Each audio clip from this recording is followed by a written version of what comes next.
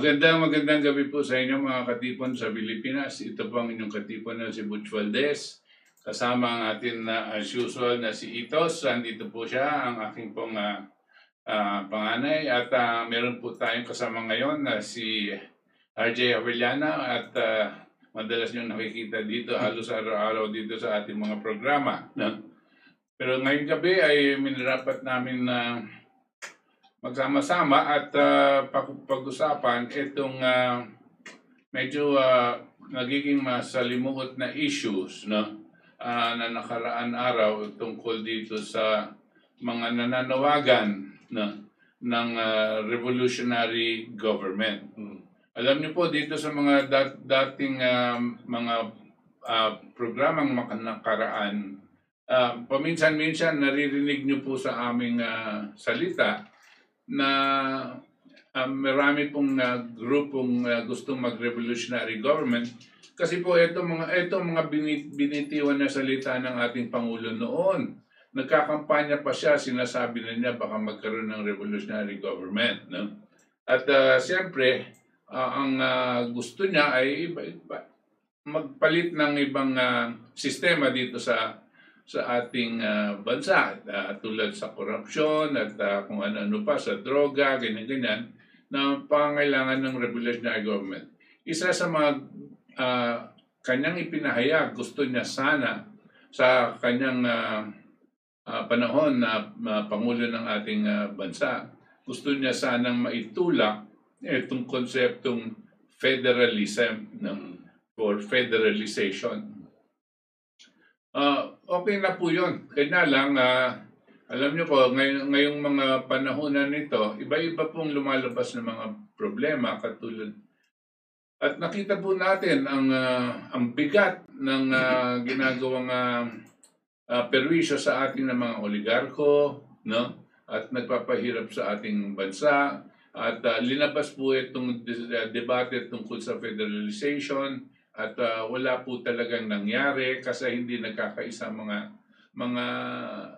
iba-ibang kawani, no, ng ating bansa. At bagamat na ganyan ang mga problema natin sa ekonomiya, kahirapan, kagutuman, tapos lalo pang tinamaan tayo nitong COVID, no? At pagtama po sa atin ng COVID, hindi lang po sakit yung kinakatakutan natin, no? Kundi kagutuman dahil sumasadsad yung ating ekonomiya. Yung iba nga dyan ay nagagalak daw 45% lang ang ating unemployment rate. Alam niyo po ba kung ano yung 45% unemployment rate? Gusto sabihin siguro mga 50 million or 60 million of our countrymen are going hungry, no? Hungry. At hindi pa iba-ibang levels of hungry yan dahil wala pong trabaho, wala pong kinikita araw-araw. At ang hungry po mayroon tinatawag na starvation, no? Ito po ang nakakatakot ngayon. Sabi po namin sa KDP, mag-ingat nung nag-umpisa po itong mga lockdown at mag-ingat po kayo sa inyong mga patakaran na gagawin. Sinasabi natin dito sa IATF at sa ating Pangulo din. Kasi malamang niyan, pag hindi nyo inayos yan, mas marami pong mamamatay sa gutom kaysa sa sakit. You will make matters worse on the saving lives of the people. You will actually be destroying lives, no? And you have to do it. Over the past months, ano pong nangyayari? Over the past months, siyempre, nakita natin nag-iiba-iba ang patakaran ng IATF para bagang nangangapa kung anong magagawa, no? Kasi magla-lockdown, gutom ang tao, tapos mag-release ng konti, meron daw nagsa-search ang sakit, no? Parang hindi nila alam kung saan mapuposisyon. Hindi naman natin sinasabing madali yan. Pero importante po ang kalagayan ng buhay ng tao. Kasi ang importante is to save lives. No? If there is something that is killing our people, much more than the pandemic, no? We have to address that. Okay, nandiyan na po tayo. At sinasabi natin, ito po ang paraan kung paano natin i-address ang pagkasadsad ng ating ekonomiya. Kasi ngayon, wala po tayong nakukuhang tamang solusyon na maibigay nitong mga economic advisors ng ating Pangulo. Wala po siyang ginagawa, kundi dalawa lang. Sinasabi niya, mahusay ang credit rating natin, uutang na lang tayo ng uutang. Pangalawa, ang sinasabi naman ng isa, magtataas tayo ng buwis. No? In other words, those are non-solutions. Really non-solutions, and yet they are a dead-end solutions. Dito po tayo sa KDP at madalas niyong naririnig ko ano dapat nang gagawin. Hindi lang sa pag-iibsan ng hirap ng taong bayan, sa pag sinabi mong akuin ang public utilities, ang kuryente, ang tubig, ang telcos at iba pa, no? Akuin ng gobyerno, ibaba ng malaki ang pagsisingil sa kuryente at ng tubig. Ano po yan? Hindi lang po pag-iibsan ng hirap ng taong bayan. This is an economic recovery mode. Hindi lang po recovery ang pinag-uusapan natin dito. Ang sinasabi po namin, it is a development mode. No? At kung gagawin lang po ng ating Pangulo ang tamang gagawin, ito ang paraan para makatutok tayo sa tamang direksyon sa pagsasalba ng buhay. That is the KDP position. Ngayon, lumalabas itong mga RevGov ngayon at ito na nga, nung isang araw o kahapon, may lumabas ng grupo nagre-RevGov. Ang kanilang itinutulak ay federalization. At ang hinihingi nila sa presidente na siya ang mamuno nitong RevGov. Alam niyo po, hindi po namin kalaban yung mga taong ganyan na nagtutulak nitong RevGov para federalization. Pero gusto lang namin paalala sa kanila na in times of emergency, in times of these kinds of crises that we are facing, no, it is not what is needed. Federalization can be waylaid because we are trying to save the lives of the Filipino people. No? That saving the lives of the Filipino must take primordial position in any kind of solution that we want to put up. At ang sinasabi po ng KDP, there is another step to be able to address this problem. No?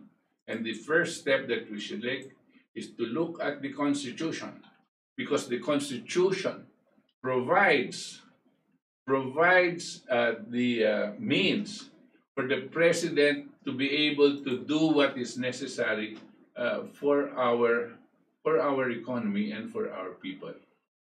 But like I said, like we keep on repeating, kami nila Itos dito sa Ating Katipunan, kami nila RJ at si Toti kung makakarating siya ngayon. Wala po tayong pinapapuna sa ating Pangulo at sa ating mga taong bayan. Except this Article 12, Sections 17, 18, 19, 20, 21, 22. These sections in our Constitution provides and that that the government can take over public utilities in a time of crisis for the purpose of addressing public interest and national security. In a time of crisis, meron pa po bang mas malaking krisis ang hinahanap ng ating bansa ngayon? Kailan pa po kayo nakakita na ganitong krisis na sa ating kasaysayan? Wala. This is the worst. We are facing starvation and death. As a matter of fact, even before that, we might be facing a a situation of social unrest. Baka nagpo-food riots tayo. At hindi po natin kakayanan yung kaguluhan na mangyayaring yan. So, we consider this the primary issue. And you can do that not necessarily by declaring revolutionary government. You can address this situation by using the Constitution, the powers provided to you, Mr. President, to implement what is necessary. Kanya nasa saligang batas yan eh. Yan ang ibinigay ng tao sa kung sino man mamumuno na pag merong ganitong krisis, ganito ang kailangan gawin para masalba ang ating populasyon, para masalba ang ating bayan. It is in the Constitution. A revolutionary government is not in the Constitution. There is no provision in the Constitution that says, in times of crisis, you may declare a revolutionary government. No. The very fact that it says revolutionary government, it means throw away the Constitution. Alam nyo, marami pong kami, at marami pong ayaw namin sa ating saligang batas. Pero itong particular provisions na ito, bago mo itanggalin itong mismong kabuuan ng Constitution, no? You can use the Constitution to save the lives.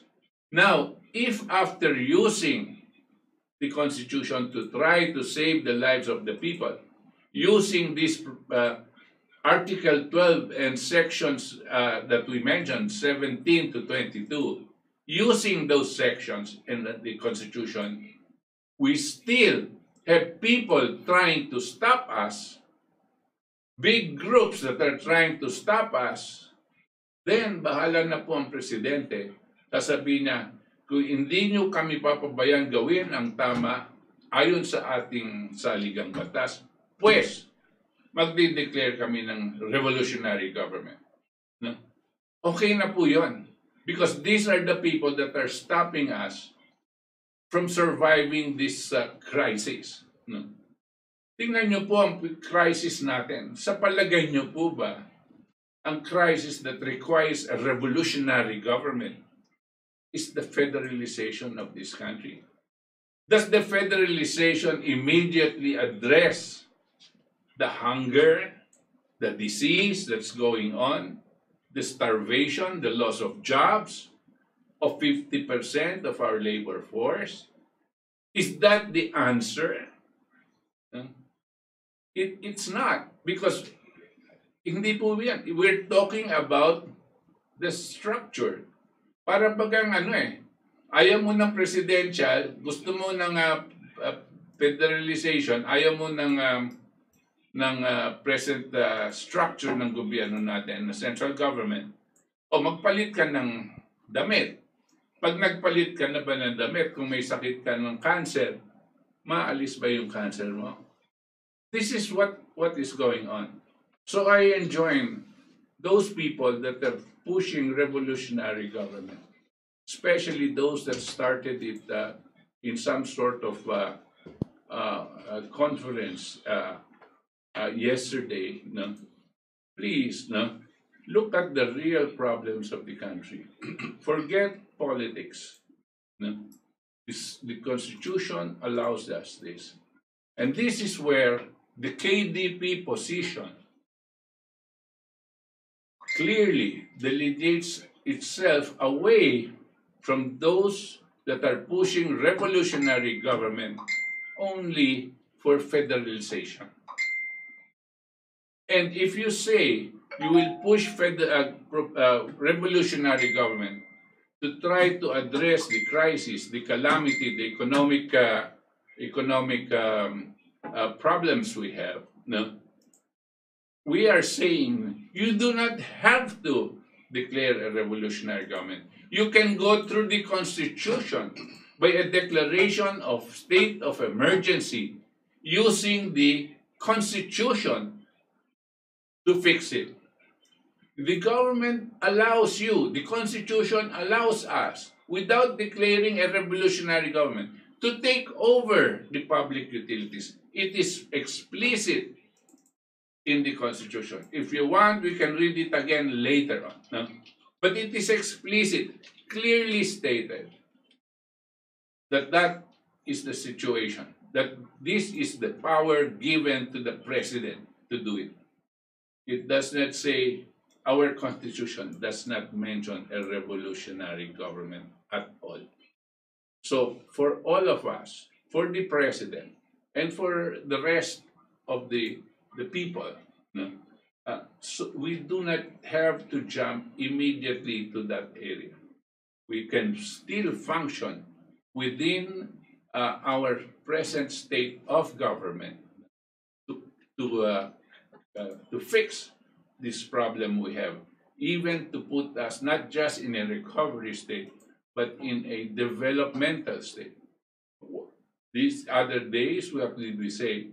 If the president does this, it is a major economic move that will signal the renaissance of the Philippines. The Philippines being reborn. Kasi flat na po tayo with 50% unemployment rate. This is the crisis that we're facing. And the president can do this and can save us without having to declare revolutionary government. He can save us using the Constitution.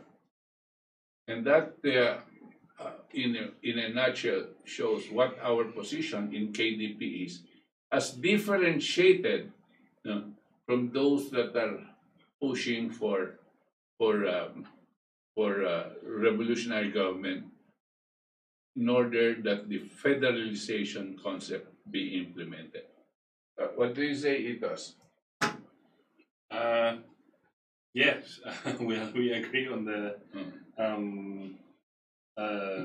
concept of we stand by our constitution. Yun yung sinasabi natin, and actually sections from section 16 up to the 22nd, right, nakadetalye po doon. So I think all of us as citizens, lahat ng mamamayang Pilipino should read our constitution again, especially these sections, because it empowers us to change our policies.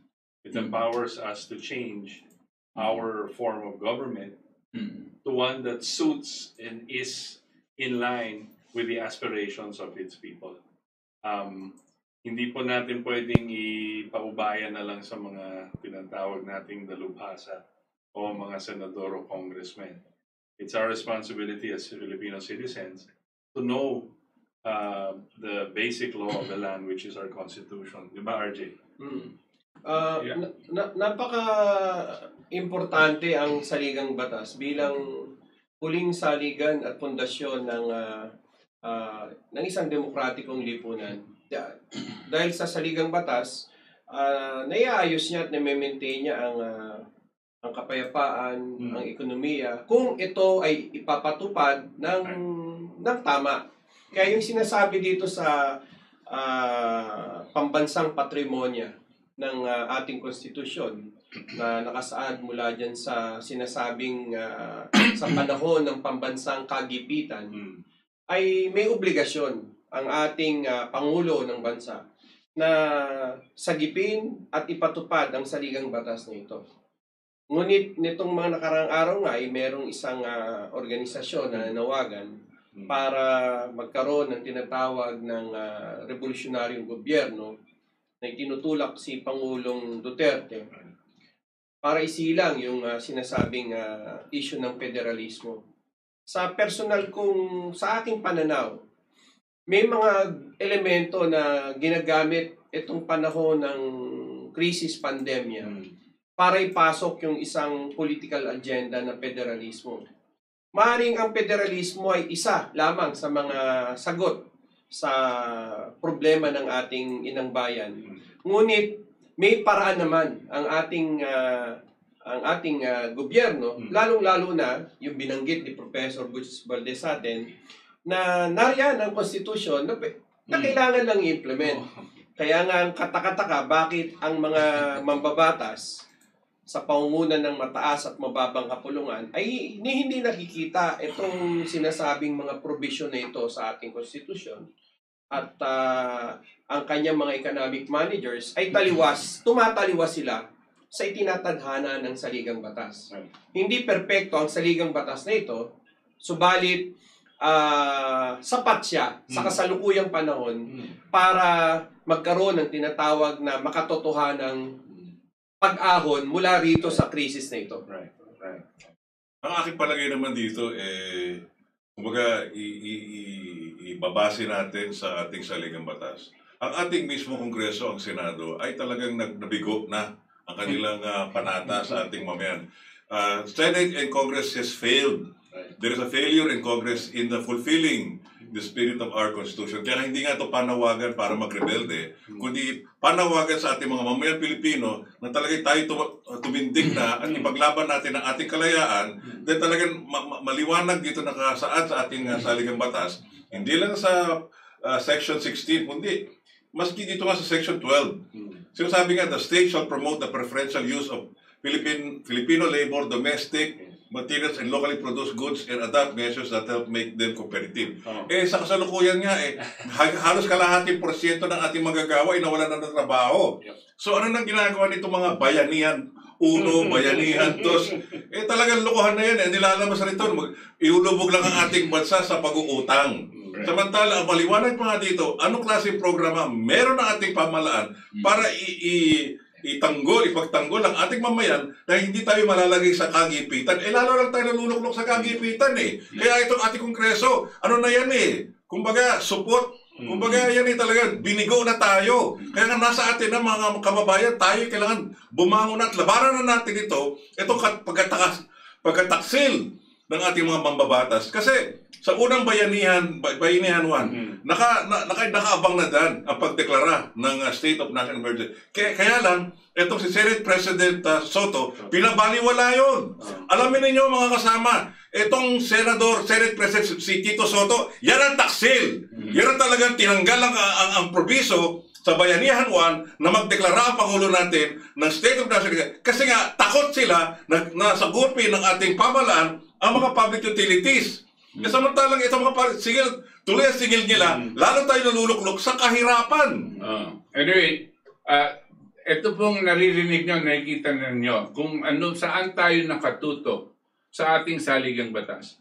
Pero dapat maalala po natin, okay, yung mga kongresista natin, yung mga senador, mga taksil talaga yan. Kasi ang pinaalis nila sa deklarasyon ng ating Pangulo nung nakaraan, ang probiso na kinakailangan i-take over ang mga utilities. Yung Senate President na si Soto at ang mga nasa Kongreso naman, mababang kapulungan, tahimik sila dahil tinanggal ni Medialdea yung probiso na nandyan. Alam niyo po, ang pag-declare ng state of emergency, hindi kailangan ang permiso ng Senado o ng Kongreso. It is solely on the executive, on the president, to declare that. However, what the president did, in order to get some sort of an parang acceptance, idinaan niya dyan sa mga Senado at sa Kongreso. At nung nakita nitong mga senador na ito, itong mga senador na ito, lahat yan, bata ng mga oligarko. Nung nakita nila, pinatanggal yung proviso on the public utilities. Okay. At sa politika, siguro hinila. Kanya nung pagbasa ni Medialdea sa ating Kongreso, itong Declaration of State of Emergency, kalbo, walang laman, walang talagang talagang kapangyarihan, walang ipin. Bakit? Tinanggal yung napaka-importanting issue. Okay, Mr. President, ikaw ang nakataya dito, Mr. President. You, by constitution, are the ones supposed to execute all of the laws of our land. The laws promulgated from the legislature and the constitution and our saligang batas. Ikaw ang dapat magpatupad dyan. Ikaw yung executive. Yung mga kongresista, mga politiko yan na binumudmuran ng pera ng mga oligarko. Kung gagawa ka ng paraan na mga hakbang laban sa ating saligang batas, kanya pumupunta sa Korte Suprema para sabihin sa inyo, labag yan sa ating saligang batas. But the executor is your office, Mr. President. Now, you know this. I think you very well know this. And this is what you have to address. When these people that are pushing for RevGov for some other reason, except this very important action, I think the decision is on your lap. This is not a theoretical thing. This is not a discussion or a study group. You know, with your high level of common sense, Mr. President, alam mo na ito ang dapat mong gagawin. Alam mo na itong public utilities ang kailangan maako mo. Sinabi mo na yan sa iyong State of the Nation. Sinabi mo yan last year pa nung minumura mo itong mga oligarko. Kinakailangan gawin niyo po ang kakailanganin gawin. Ay gamitin niyo ang saligang batas para implement yung kinakailangan ng taong bayan. Sa mga nakakarinig dito sa pahayagan o dito sa Himpapawid, lalo na kayo sa mga nasa taxi, nasa radyo kayo, naririnig nyo nga ito sa DZXL, ang panawagan po ng Katipunan Demokratiko Pilipino ay hindi naman kami nananawagan ng isang rebelyon. Kaya nga, wala yung sinasabi ng PNP na hindi niya nasusuportahan ang RevGov. So, sa totoo, hindi naman to RevGov eh. Deklara lang to ng state of emergency. Ngayon, pag dineklara ng ating Pangulo ang state of emergency, saan naman tayo tutungo? Meron kapangyarihan ng Estado na magtatag ng panibagong kalakalan. At nakasaad dito sa Section 18, Article 12 ng 1987 Constitution na pwede silang sa kapakanan ng national welfare and defense na magtatag ng vital industries para magkaroon ng bayaran ng tamang para magkaroon ng kapagkakataon ng ating magagawa, magkaroon ng hanap buhay. Hindi yung manglilimos tayo sa utang. Okay. Nabalitaan po namin na medyo napuputol daw kami sa ere. At either this is accidental or done on purpose. Importante po yung sinasabi natin. Again, so that everybody is clear, we do not advocate revolutionary government in whatever form. We are saying, and we have always been saying, that the President must declare a state of emergency in accordance with the provisions stated in Article 12, Section 17 to 22. That is what he has to follow. This is the saligang batas, the Constitution. If he does not follow it, then that will be may pananagutan his responsibility. May pananagutan po kayo, Mr. President. Alam nyo na yan. Ngayon, etong mga ibang nagre-RevGov for some other reason, even for the reason of implementing this taking over of the utilities. Ang gusto nila, federalization. Pero maski nasabi nila, mag-RevGov dahil dito sa kuryente. Hindi pa po yan ang aming itinutulak. Ang itinutulak namin, according to the Constitution. Ngayon, pag ini-implement na ng ating Pangulo ang Constitution, in line with Article 12, 17 to 22, Section 17 to 22, at pigilin pa siya ng mga oligarko, pigilan pa siya ng mga ibang mga special interest, pigilin pa siya ng mga politiko, mga oposisyon, pigilin pa siya ng CIA o kung sino man, then the president may, in his own decision, declare a revolutionary government. But we are not the ones that can declare that. We can only suggest to him that we follow the Constitution. Yan po ang aming posisyon para klaro po sa inyo. At minsan nakakainis kasi yung mga ibang nagtatawag ng revolutionary government. Bagamat kaibigan namin sila, hindi kami kasali doon sa ganyang posisyon dahil ang aming pong paraan ay dumaan tayo sa saligang batas dahil meron naman paraan sa ating saligang batas para gamitin itong sitwasyon na ito. Iba na po kung wala pong paraan. Sabihin natin wala itong mga provisions na ito sa ating saligang batas. Iba na po siguro ang sinasabi namin. Pero as of now, the Constitution, with all of its infirmities, hindi yan perfecto, sabi nga ni RJ.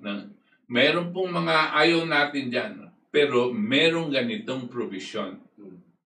At ito pong presidente, ano po ang ginawa niya? Ang ating pong Pangulo, President Duterte, remember this, you swore to defend the Constitution. You swore to implement it. You swore to protect the Filipino people. And this is the time the people are asking for it.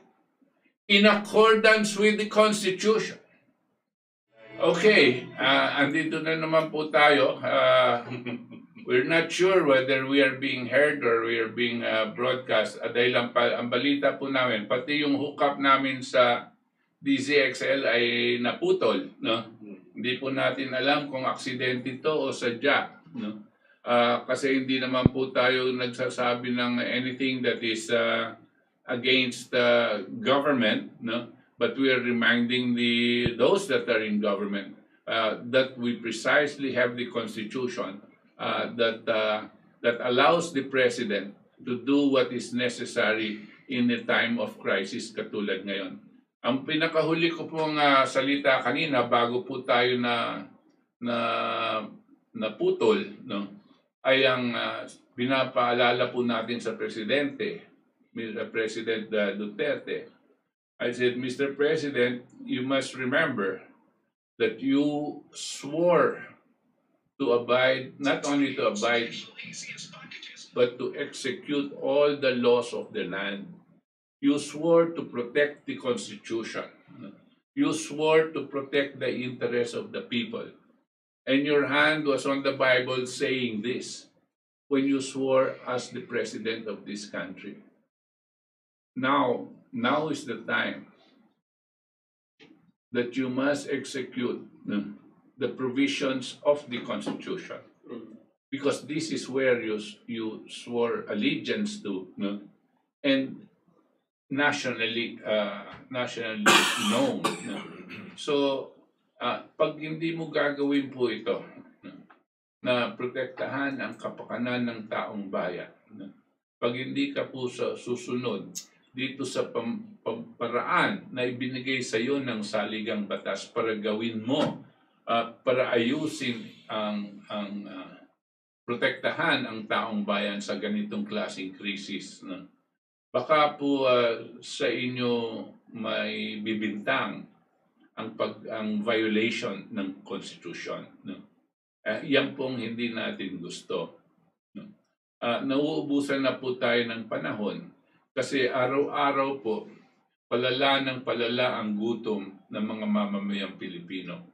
At pag gutom, nagkakasakit. Kasi COVID man o hindi, basta pag gutom, walang sustansya, magkakasakit. At dalian ng mamamatay. No? Nasa inyo po yan. Yung pong Kongreso, maraming mga traidor dyan. Yan sila Tito Soto na pumigil ng labas ng ang provision na ang public utilities kailangan maako ng ating gobyerno. Yan mga ibang mga senador at lahat po sila ay binabayaran ng mga oligarko. No? Kaya ayaw po nilang maalis sa public utilities. Bagamat alam na ng presidente ito, ang dapat siyempre ang pipiliin ng presidente, ang gusto natin, ang kapakanan ng taong bayan, hindi po ng kapakanan ng mga oligarko at itong mga senador at mga kongresistang tiwali. That is what we expect him to choose, the Filipino people. No? Ang kalagayan po ng taong bayan ngayon, lalong-lalo na kung pupunta tayo sa usapin ng mga manggagawang Pilipino, kakarampot na nga yung sinasabing sahod na 500 plus lamang para sa 5 miyembro ng pamilya at inabot pa ito ng pandemya at itong krisis. Sinasabi na 45% yung walang hanap buhay, bunga ng krisis na ito.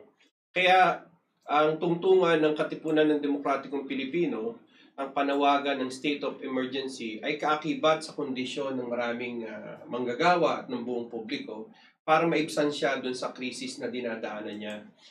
Tungkulin ng bawat public servant, lalong-lalo na ng presidente, ang pangalagaan ng sitwasyon ng kanyang mga mamamayan sa panahon ng kagipitan.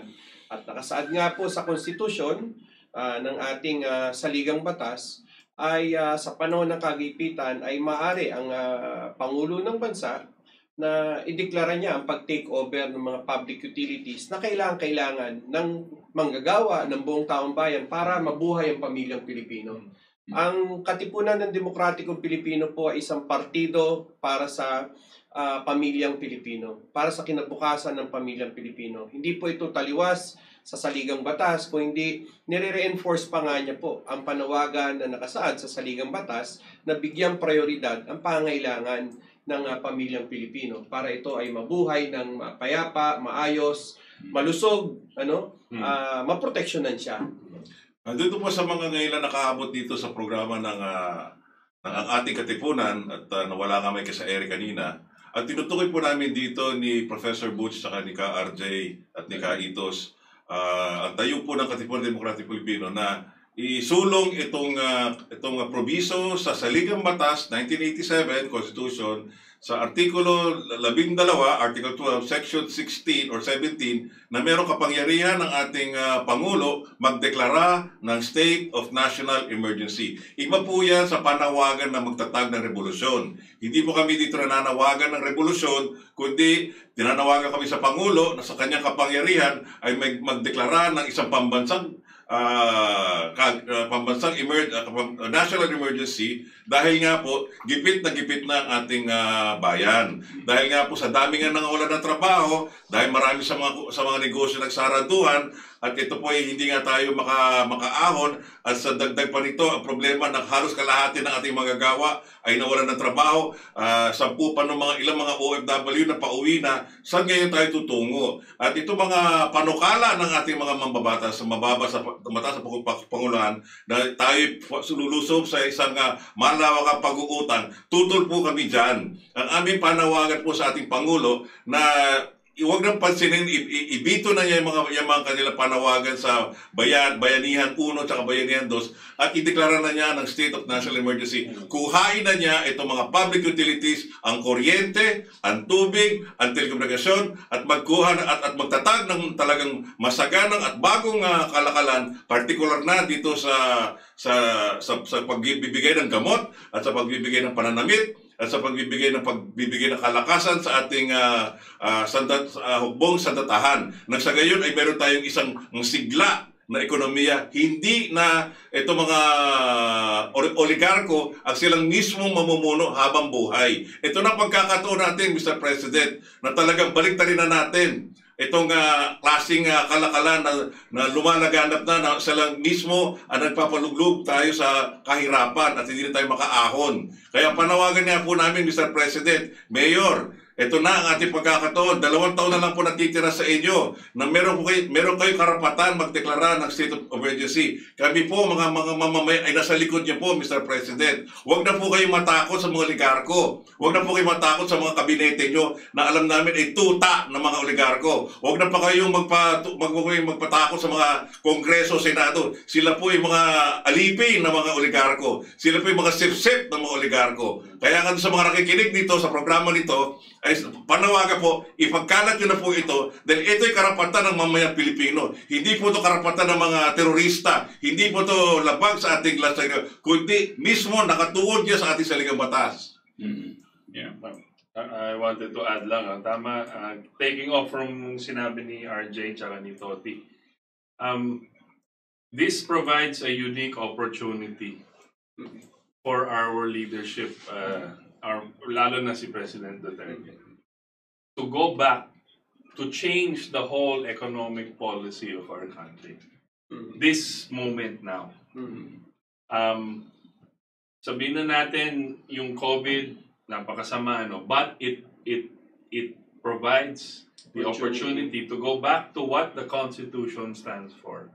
Having the legal basis for changing our 30-year-old policy of privatization, globalization, which without COVID, ang mga kababayan natin nagdudusa na.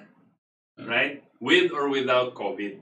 But emergency steps, muna, gaya ng sinabi ni Butch na parati niya sinasabi, take over the utilities. Yan ang unang-una.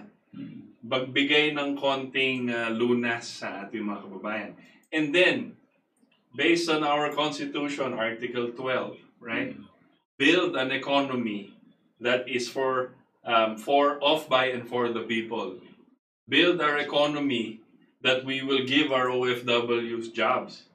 Our laborers, our farmers, to build, to implement that blueprint, a 50-year plan, for example, to rebuild our nation.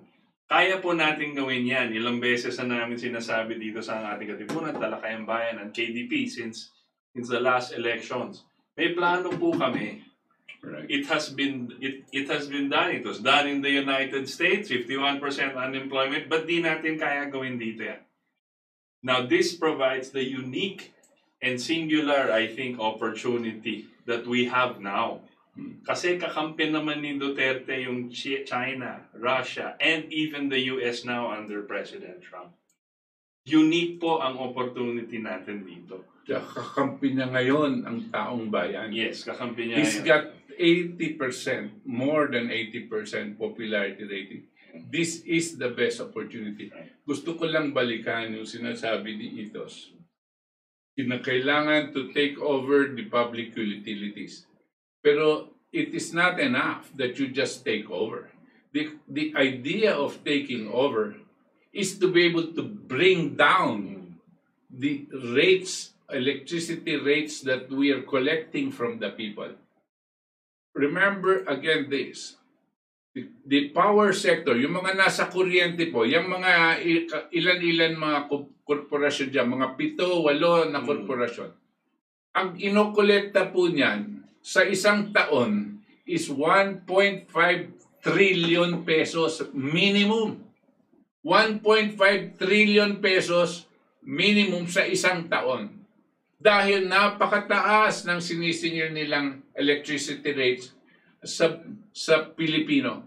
The highest in the world. The highest in the world. Yung pong electricity rates natin dito, doble pa ng electricity rate sa Amerika. Tapos, kanya bigat na bigat ang taong Pilipino at mga negosyante. Kinakailangan, take over the public utilities, bring down the cost of power. From, let's say, 1.5 trillion, kung ano man ang binabayaran ng tao sa inyo, bababa natin yan. Kung 10,000 ang binabayad nyo sa kuryente, magiging 3,000 na lang. Kung 3,000 kada buwan ang binabayaran nyo sa kuryente, magiging 1,000 na lang. Anong nangyari dyan? Gusto sabihin, para mo na lang binigyan ng pera ang taong bayan at hindi ka na humiram. 1 trillion pesos can be put back in the economy, no, without having to borrow money. And when you do that, it is not just the consumers that get help, that get assisted by that, para mo nang binigyan ng pera. Pati na yung mga negosyante, ang laking mababawasan sa kanilang gastos sa kuryente. At pag ginawa mo yan, aandar po yung ating ekonomiya. No? Without having to borrow money. Ito lang ang gustong gawin ni Dominguez at nitong si Chua at nitong si Benjokno. Lahat sila, palagay ko, alam nila ang dapat gawin pero wala ang puso nila sa taong bayan. Ang puso nila mas nakatutok sa oligarko kaysa sa taong bayan. Tignan niyong mabuti kung anong nangyayari. Kung babasahin ko po, Professor Butch, itong Section 1 ng Article 12 na nakalagay sa title National Economy and Patrimony. The goals of the national economy are a more equitable distribution of opportunities, income, and wealth, a sustained increase in the amount of goods and services produced by the nation for the benefit of the people, and an expanding productivity as the key to raising the quality of life for all, especially the underprivileged. The state shall promote industrialization and full employment based on sound agricultural development and agrarian reform through industries that make full and efficient use of human and natural resources which are competitive in both domestic and foreign markets. However, the state shall protect Filipino enterprises against unfair foreign competition and trade practices. In pursuit of these goals, all sectors of the economy and all regions of the country shall be given optimum opportunity to develop. Private enterprises, including corporations, cooperatives, and similar collective organizations shall be encouraged to broaden the base of their ownership. Yung pagbibenta ng public utilities sa ilang mga oligarko ay talagang kontra dito sa provision nito. Kasi nga, kumukunti na lang ang mga pagkakataon ng ating mga mamamayan na magkaroon ng patas na hanap buhay. Ang nangyayari, nagiging alipin lang tayo sa mga dayuhan. Nagiging alipin lang tayo sa mga oligarko. Yan endo na yan, hindi nga matapos-tapos. Hanggang ngayon, nandiyan pa rin yan. Yung end of contract na marami pa sa ating mga mamamayan. In other words, sinasabi ni Toti, basta simple lang, hindi na tayo magulo. Yun mismong paglilipat ng ating utilities sa pribado sektor, sa mga oligarko, is by itself against the Constitution already. Kayong mga presidente ng karaan, yan sila Ramos, yan sila GMA, at si Noynoy. Kayo, you violated the Constitution by feeding into this whole concept of transferring public utilities to the private sector. Kaya nga pati nga ating And now we are all suffering because of you. And the President has to correct that. We're expecting the President to correct this because only he can correct this situation right now. Kaya malinaw na ang ating Senado at ang ating Kongreso ay hostage nitong mga oligarko na ito. Huwag na po tayo masyadong lumayo. Ang mga partido political na ito ay may mga leader at kasapi ng mga oligarko. Halimbawa, yung number 1 na senador sa Senado, sino ba yan? Cynthia Villar. Numero 1 oligarko, pinakamayaman. No? Ang asawa niya, doon sa listahan ng mga oligarko, Manny Villar. Tapos ang kanyang anak ay nasa isang strategic position na Department of Public Works and Highway. So may mga bangga at conflict of interest. Ikalawa, nandyan si Ramon Ang. Alam naman natin, si Ramon Ang very active din siya dun sa isang political party nila. Marami pang iba, yung National Unity Party nila Enrique Razon. So itong mga politiko na ito na may mga kasama na mga oligarko, huwag tayong umasa na sila ay lilikha ng mga batas na pabor para sa taong bayan. Kaya malaki ang kontradiksyon na binabanggit ni Professor Butch, ni Professor Toti at ni Itos na ginagawa ng mga mambabatas na ito na taliwas sa interes ng publiko na nakasaad sa konstitusyon. At meron din ngayong bagong panukala, yung House Bill number 78, no, na nagbibigay ng 100% ng pagbubuka ng ekonomiya natin sa mga dayuhan para kontrolin ang mga pampublikong pasilidad. Yan po ay isang malino na betrayal of public pagtataksil. Pagtataksil yan. Pagtatraidor. Treason po yan. Treason. Wala akong, Yang si Joey Salceda ang nagtutulak nitong sinasabi ni RJ. wala akong kapatawaran yan. No? Hindi yan mga dapat patawarin. Kaya kung meron mang isinusulong na bitay sa issue nitong heinous crimes at ng droga, dapat po sa ekonomiya, yung mga nananubutahin ng ekonomiya natin, yan ang mga numero 1 dapat binibitay. Dahil sila ay nagpapanukala ng mga batas na nagpapahirap sa mga mamamayang Pilipino. Hindi lang sa ordinaryong Pilipino, kundi sa lahat.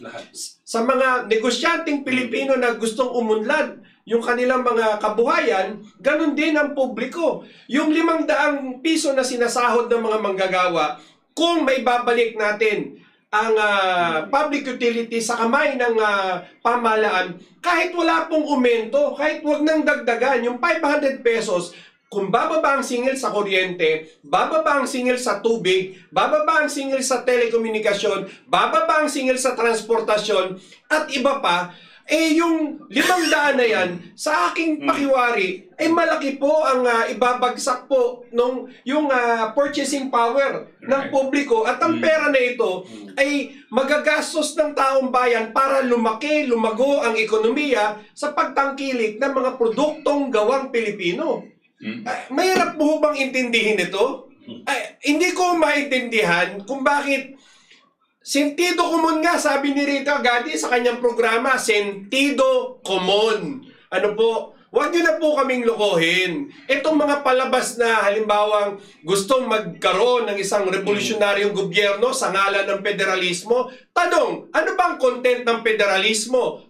Yung foreign direct investment, papapasukin nyo na 100% ang mga dayuhang financial oligarchs. Sa tingin nyo, sa sitwasyon natin ngayon, paano makikipag-compete ang mga lokal na mga negosyanteng Pilipino laban dyan sa mga higanteng mga kapitalistang oligarko na ito na dayuhan, lalo nilang lalagumin ang lakas ng yaman ng bansa. I-exploit lang nila. Kaya mga iba nagsusulong niyan, katraidoran din ito. Mahirap. Kaya dapat mag-ingat po tayo sa mga ploy na ito, sa mga patakaran na ito. Palagay ko, kahit si Pangulong Rodrigo Duterte, sa dami ng problema, mukhang may political ploy na ginagawa yung mga ilang mga interesadong grupo na ang paa ay na kay Duterte at yung isang paa naman ay nasa mga dayuhang oligarko o sa mga lokal na oligarko. Pero wala ho sila sa interes ng taong bayan. Yun po ang totoo nito. No? Pag tinagalog mo ang revolusyon, ano bang ibig sabihin? Pagbabago. Ang revolusyon po, kaya nagkakaroon ng masamang konotasyon dahil may mga grupo na humawak ng sandata para ibagsak ang Estado. Yun po ay bawal.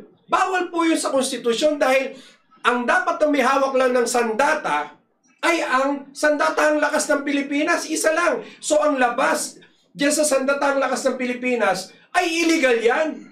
So kahit hindi mo na sabihin, meron kang batas na tinatawag na anti-terror bill, kahit wala yan. Basta umawa ka ng sandata, dapat terrorist ka. Hulihin yan. Dahil yan ay kaaway ng Estado, nagpapahina ng Estado. Yun na sinasabi ko, RJ, kanina sa mga tao, mga kababayan natin. I think, pinakamaganda po, basahin po lahat natin ang Article 12 ng ating saligang batas. Okay. It arms us with the necessary principles that we need to reverse the direction of our country. And then after that, we can demand from our leaders our president, our congressman, alam po natin kung ano yung gusto nilang gawin. Pero wag kayong ano bang bully sa Tagalog? Basta wag kayong matakot. Wag kayong matakot sa mga nagsasabi, hindi naman kayo abogado ba't nyo binabasa yung konstitusyon? Papaduro! Dinuduro! Papaapi! Wag kayong magpapapi sa mga abogado, mga sinasabi lang dalubhasa na huwag niyong basahin yung Constitution. Mga eksperto lang ang pwede magbasa dyan at mag-interpret. Kayo po ang citizen ng ating Republika ng Pilipinas. You have the right and you have the intelligence and duty to read our Constitution. Kaya nga may panatang makabayan basahin natin yung Article 12. Actually, yung Article 12, yung dapat unang artikulo yun. Right. Because napaka-importante po yan. National patrimony yun. Sabihin na natin, mahaba-habang ating saligang batas. Mag-uumpisa kayo sa Article 12. Yes. Yun lang. No? Pag-aralan yung mabuti yan. Kasi sa amin pong palagay, lahat yung nakasaad dyan ay pinaka-importante katulad ng sabi nito. Ngayon, yun lang ang basahin. No? It's in English and also it is in Filipino. No? But the number one weapon that we can have against all of these oppressors is knowledge. Yes. That we cannot be fooled. Hindi nyo kami pwedeng gawin tanga. No? Alam namin kung lumalabag kayo sa batas. No? Gagamit pa kayo ng mga abogado at ekonomista. Hindi mga abogado yan, mga abogago at ikonoquacks. Yung mga yan. No?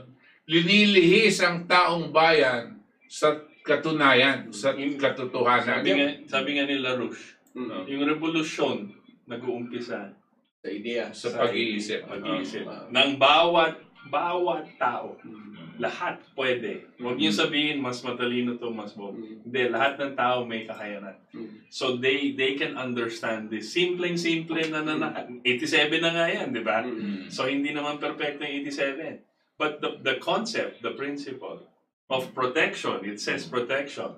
It says full employment, napakagandang pakinggan nun, di ba? Diba? Yan ang promote natin. Palagay ko, yun yung sandata na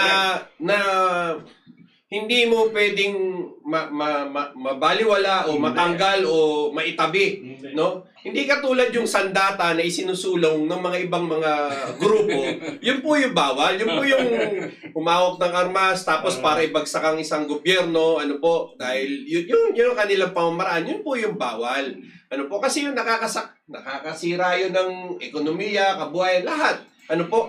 Ang masama po, sumasabay dito sa tono ng sinasabing revolutionary government. Na speech ni Pangulong Duterte noon, itong mga ilang mga paksyon. May paksyon sa loob. Nagsimula na ngayong House Bill 78. Sinasakyan nila yung tenor na yun. Actually, itong ilang bang bumoto ron? 156 congressman ba yung bumoto nun? Diyan sa House Bill 78 na yan. Na ngayon ay nandyan sa Senado. O ano pa yung ikalawa? Ito po. Etong si Tito Soto, tignan nyo, anong ginawa niya dyan sa Bayanihan 1? Tinanggal nga niya yung para sa public utilities Tinanggal niya, no? Pero palagay ko yun, in aid of presidential ambition siguro. No? O hindi ko maintindihan ano po pero in aid of retirement siguro nag-aral talaga doon sa One Ball University. School bungol. Yan ang ating mga klase mga kongresista meron tayo sa Senado at yun din sa Kongreso. Kaya nga tayo mga mamayang Pilipino kailangan tayo bumangon na. Ginagawa nila tayong stupid. Oo nga sila stupid. Oo nga pero pwede stupid, di ba? Oo nga pero pwede naman dito sa radyo hindi pwede. Hindi lang pwede. Pero talaga oy, Senator Tito Soto, maski Pangulo ka ng Senado, mag-aral ka muna, Alamin mo po anong kapakanan ng ating mamaya Pilipino, hindi kapakanan ng sarili mong bulsa o kapakanan ng mga oligarko. Meron bang isang panukala na talaga nakikinabang ang buong bansa? Aber, ilabas mo nga dito, nagtatagpa ba ng Professor Toti, merong tahimik. hindi masyado nagsasalita, Secretary Menardo Guevara. Ayun. Ano ginagawa niya? Okay. Nakikipagnegosasyon sa mga oligarko. Isa pa yan. Yung concession agreement sa tubig, nakatago. Kasama niya, sino kabakas niya dyan sa lagayan na yan? Eh, di si... Department of Finance, Sani Dominguez. Ayun. Ladies and gentlemen, magtatapos na ang kontrata na ito sa taong 2022. At ang mga oligarko, alam nyo naman, pinagmumura na yan ng ating presidente. At sinabihan ng presidente, Guevara, no, ayusin mo yan. Iba yung inaayos. Palagay ko yung extension. Yung extension ng kontrata. Ngayon, Malungkot. Saan ba galing yan si Guevara? Bakit ba pinili ng presidente yan si Guevara? Parang napakakupal pagdating sa mga kaso. Hindi naman siya naglalabas ng mga kaso di ba? Baka mahilig magluto yan. Sino bang datang kasama ni Guevara? Secretary Dating yan Dahil Pinoy yan Hindi, okay, kay Pinoy din. Pero dati rin siyang direktor ng Meralco sa mga Lopez. Pero ang kuryente ka niyan. Hindi. Talaga, basahin mo nga sa SEC. Kukuryentehin tayo lalo. Sinabi mo. Yung voltahe niya malakas. Kaya nga. Sa tubig naman, lulunurin naman yung publiko. Exactly. Ang balita ko, appointed daw yan ni Noynoy Aquino sa gobyerno. Hindi ko alam, siguro sa Department of Justice nga, one of the people there. At ngayon, ginawa siyang head. Kanya si Noynoy Aquino, hindi niya kakasuhan. Hindi niya kakasuhan maski na... ganun ba? Kahit anong dami katiwalian ni Punay. Kaya nagtataka taong bayan, ano naman nangyari doon sa mga akusa laban sa dating Pangulo na inuupuan nito kalihim ng Department? Kala ko akusar Akusa pala. Isa pa yun. Baka magkaibigan si akusar siya kasi Guevara. Ayun. Sino ba yung mga yan? Magkakalutuan tayo yan. San Jose Builders. Yan. Oo. Yung San Jose Builders na merong chismis dyan na kung anong ginagawa niya. May connection siya kay Ochoa. Etong si Guevara. Correction natin dyan, diba sa pinagbabawal na gamot, isa pa yung talagang kailangan suriin ng ating mga mamamayan dahil mukhang malaki ang kanilang racket. Kaya hanggang ngayon, hindi pa masok-pusok po ang laban sa illegal na gamot.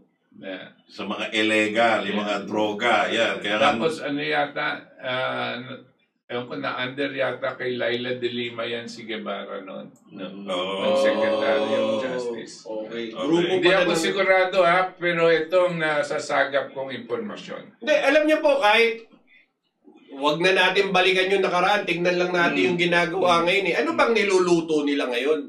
Bakit nila itinatago sa publiko ang negosasyon?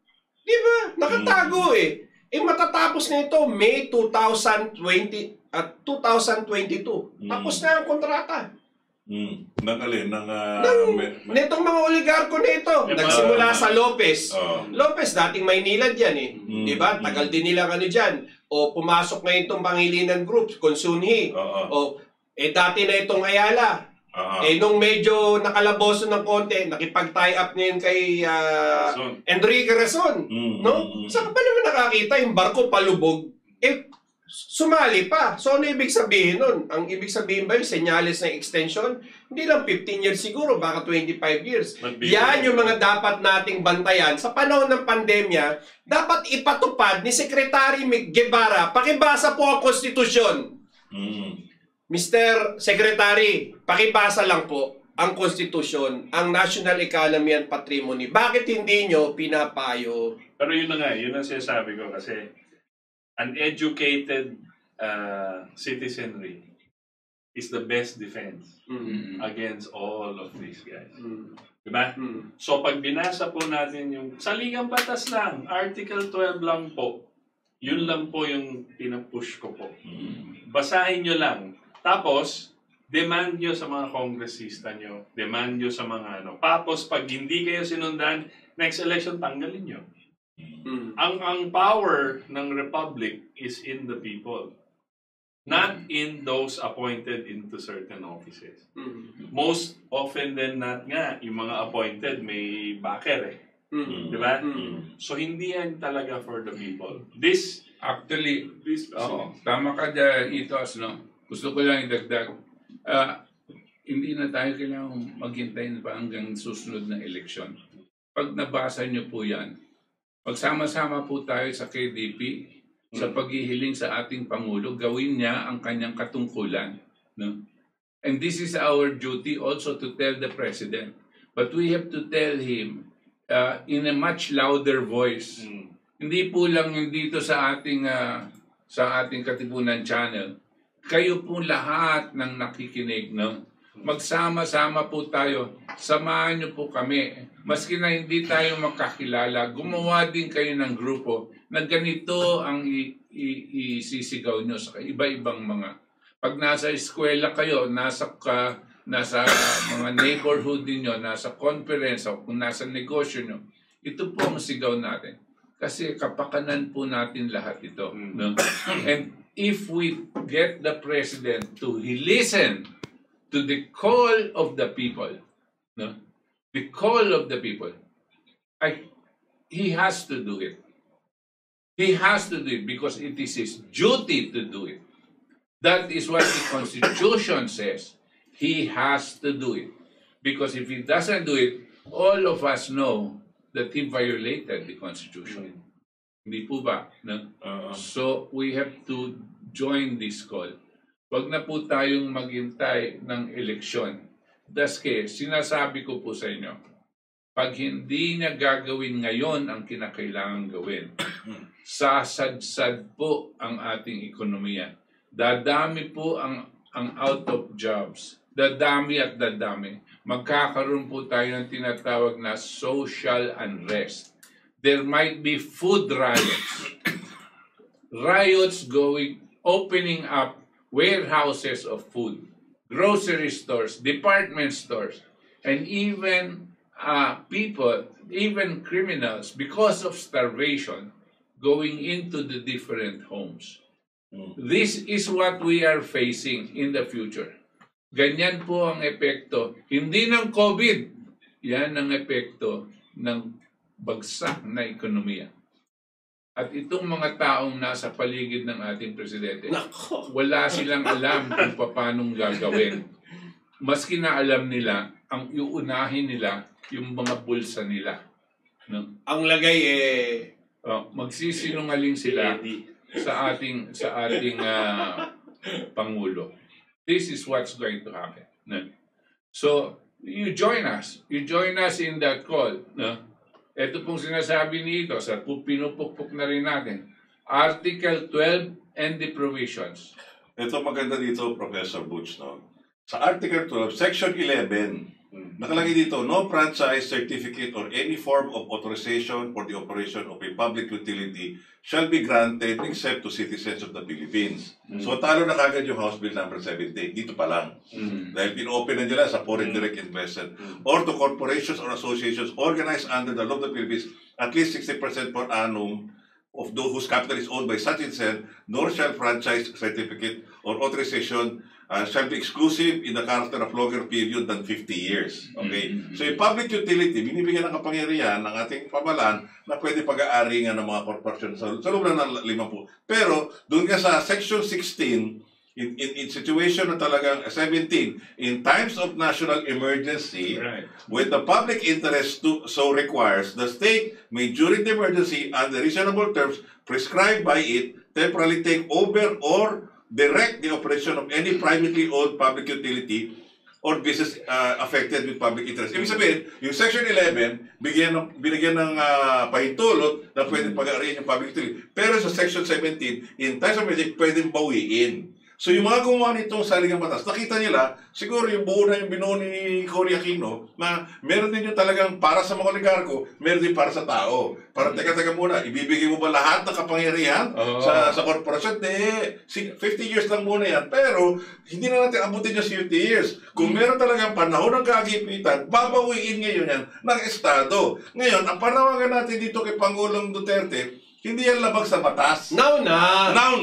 Ngayon na! Kasi itong ating kagipitan, hindi lang sa Philippines, kundi sa buong daigdig. Kahit walang RevGov, andyan eh! Tsaka itong Andyan na! worldwide nga itong pandemya eh. talaga parang nasa gitna na nga tayo ng World War III. Pero wala naman po nagpuputukan, pero lumulubog tayo sa kahirapan. Ngayon, itong mga econo-quacks, itong mga economic managers ano kanilang programa para lutasin itong sulirin ng kagipitan? Uutang! Uutang lang tayo, lalo tayo lulubog sa talaga kahirapan yan kasi pambayad sa utang, taas ng buwis. Tapos tataas ang presyo ng bilihin. Paano pa naman si Juan de la Cruz? Saan naman siya kukuha ng pagkikitaan samantalang kalahati ng ating mamamayan, kalahati ng ating mga manggagawa ay nawalan ng trabaho at marami pa dyan nagsasarado ang panegosyo. Kaya nga dito sa Section 18, sinasabi na pwede magbukas sa interest ng National Welfare or Defense na magtatag ng mga vital industries. Katulad ng military sa Philippine Navy. Pwede sila magtayo ng palawakan nila Philippine Navy. Gumawa ng barko. Sa Philippine Air Force, gumawa ng plano para protektahan ang ating teritoryo. So marami pwedeng gawing batas itong ating mga senador at congressman, pero hindi nyo na iniisip yan para magawa yan, kailangan natin si Senator Bongo. Bakit? May bumulong Senator Bongo, pakibulong na itong mga article na to. Tapos meron pa, marami mga abogado sa loob ng kabinete. Nandiyan si Secretary Panelo. Hindi namang stupid na abogado yan. Di Campanile yan. Ang galing nga pumorme. Sino pa? Ito, si Mr. Isolate. Si Mr. Isolate. Perpetual. Si Perpetual Isolation. Si Perpetual Isolation. O sino? Si Harry Roque. Magaling kumembot. Hindi, si Attorney Roque. Isipin mo yun? Sino pa? Pakibulong na lang po. Sila Tugante. Wala. Abogado rin yun. Abogado ng ano yan Ng transportation. Negosyo. Negosyo. Okay. Mahirap mag-illusion sa mga ganun. I wanted to add yung sinasabi ni Toti. Ginawa ni FDR yun Franklin Delano Roosevelt. Now, ang plano niya is to rebuild the economy, right? How is he going to do that without funding, correct? So he went to these banks and said, I want you to fund. This is my plan. Pero ito yung, if a fund natin yung, we will put people back to work, we will do this, you work with government. Ilang porsyento walang hanap buhay nun? Sa panahon ni Roosevelt? 51% could be more. Malapit sa 45% sa Pilipinas. Malapit. Tayo ngayon 50% na yan. Lagpas na. So, similar. Pero nag-refuse yung mga bangko. Ayaw. Sa private. Commercial banks to. So ginawa niya, nagtayo siya ng RFC, Reconstruction and Finance Corporation, owned by the government. Like you said in that article. Art section. Gumawa siya ng entity para siya, through the National Bank of the US, doon niya pinalabas, doon niya pinahiram lahat. National Bank of the US? No, not the central bank. Hindi yung Federal Reserve. Hindi yung Federal Reserve. Kasi through the Federal Reserve, umihiram siya para mag-reconstruct ng... Tinanggihan. Okay. Tinanggihan. Okay. Kanya gumawa siya ng... sa atin, meron tayong provision dyan. Nakalagay dito. Central Monetary Authority. Under Section 20. Right. Article 12. Yan. Okay. But this one, Reconstruction and Finance Corporation, was not a central. It was a corporation.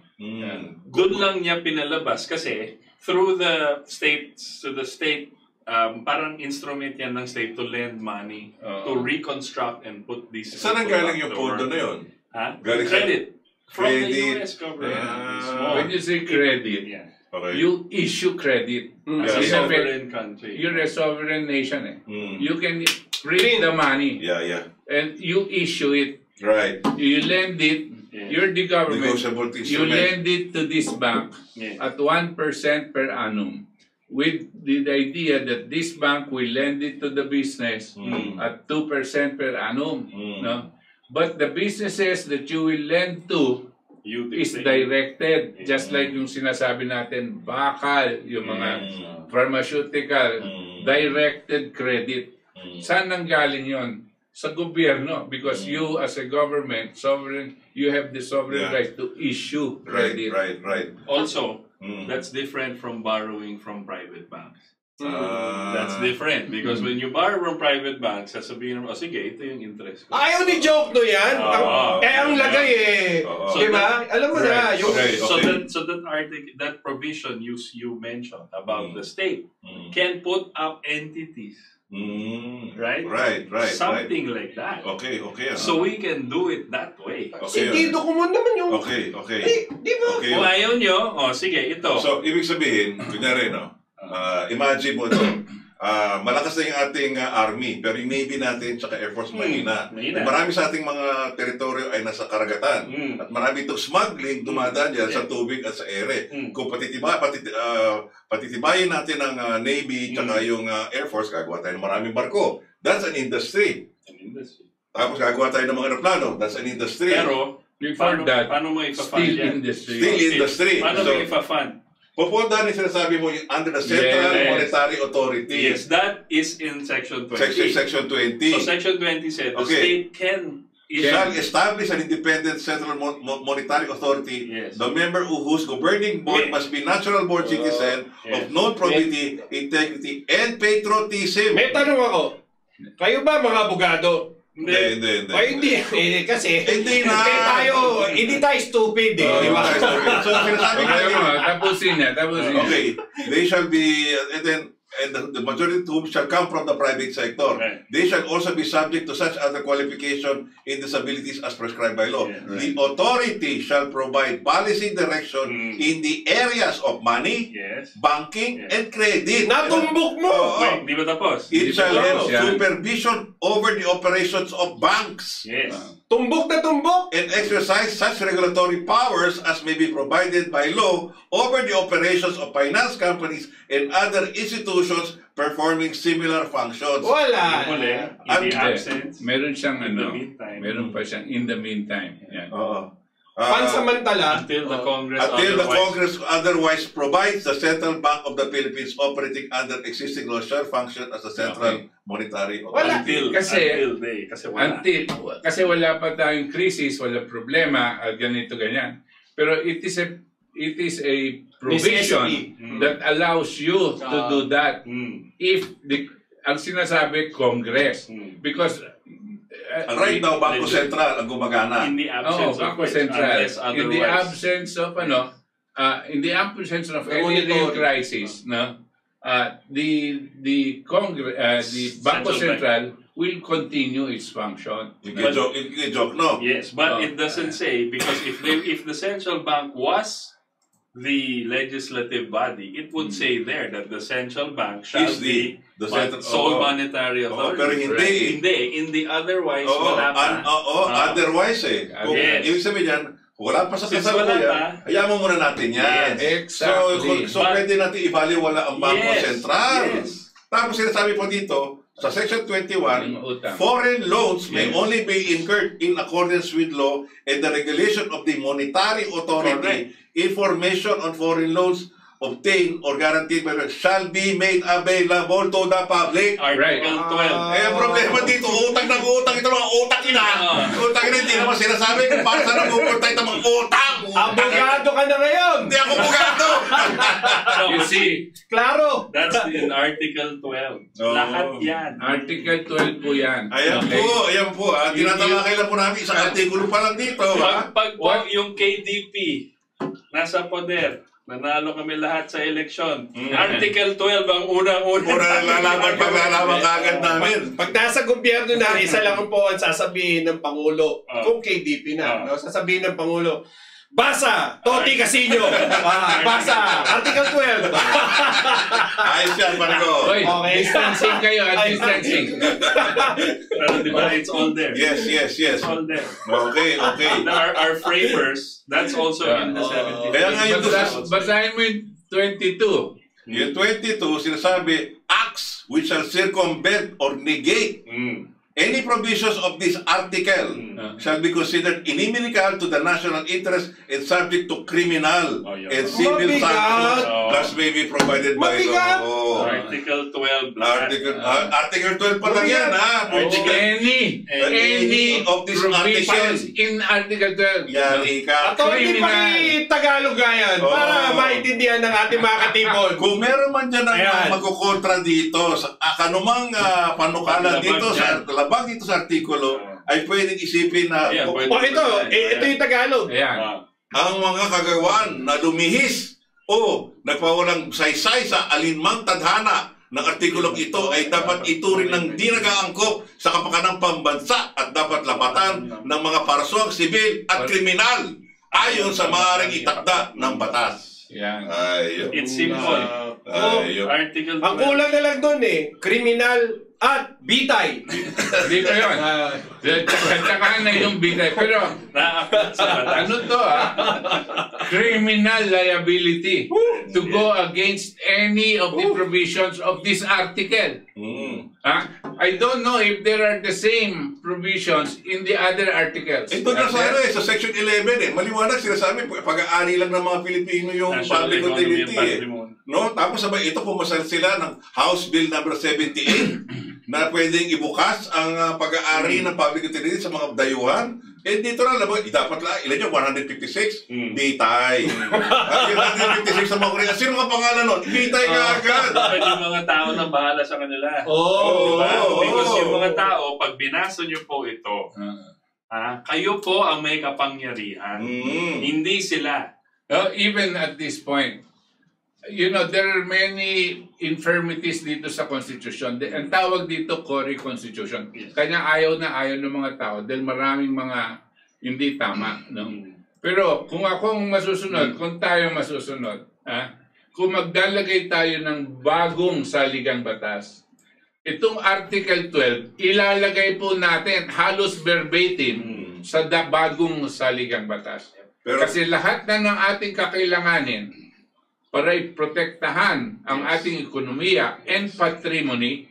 Patrimony gusto sabihin sa ating lahat yung yaman ng buong bansa, no? Nandiyan na. Kompleto. Ang nakakaano lang, sabi ko, there is poetic justice. Alam nyo, nung itinayo ni Corazon Aquino yung constitution na yan, no? Siguro yung mga taong gumagawa dito, meron sigurong iba, pagdating sa ekonomiya, nagkakaroon ng debate, pero hindi masyadong inisip na kung anong pwedeng mangyari. Dahil yung mga oligarko, no, kasama silang interes ang tatamaan. Hindi nila nakita, nagkaroon ng protection. Meron mga gumawa yan para may protection ng ating ekonomiya. It's poetic justice because they created a constitution that will favor themselves. No? But it took 30 years. Now, it only took now that there was a group that was insisting on looking into this for the president to act on. Before that, our presidents did not care about this. They implemented all the laws against our constitution to put up this oligarchic arrangement, to sell out our country to these oligarchs. No? Wala silang Pero ngayon, meron tayong presidente na alam natin may kakayanan at may puso na gawin ang tama. Lang, palagay namin, hindi tinutulungan ng kanyang mga advisors. Kung hindi ka tutulungan ng advisors mo, taong bayan ang tutulong sa iyo. Ipatupad mo lang itong Article 12, Mr. President. I would also add, in the 1973 Constitution po, there is provision also there, similar to this. Okay, so it's not, please research po natin yan. 73, also, panahon ni Marcos. Panahon ni Marcos, same, national economy and patrimony. Patrinatay 1935. Yes, it has to be because that is the republic. So it's natural that the Constitution will protect the natural resources and human capital. Yes, but not just that, it protect its people. Yes, yes. That's the very basis of a nation. It's people, not the land that you live on. Yeah, yeah. It's the people. It's the principle that the people agree, diba, to form a nation. So a republic, just like the US, just like France, just like everywhere, the Philippines, the Republic of the Philippines, is its people. So this constitution is designed to protect its people po. Tayo po. But in essence, its people in turn protect the republic from enemies within and without. But within is these people who we elect, who are obviously going against the very essence of why this republic was put up in the first place. Yeah.